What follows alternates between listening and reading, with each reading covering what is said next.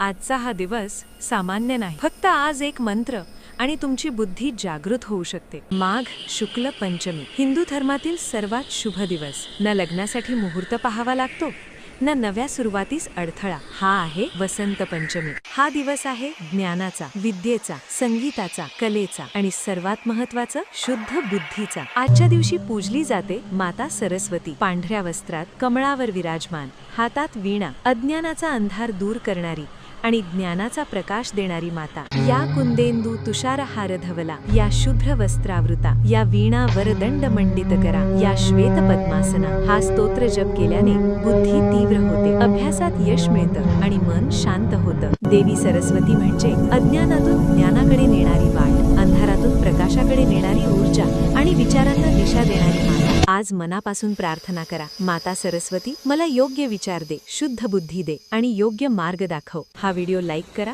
आपल्या मित्र परिवारासोबत शेअर करा आणि ज्ञानासाठी शक्ती स्वरूप चॅनलला आत्ताच सबस्क्राईब करा।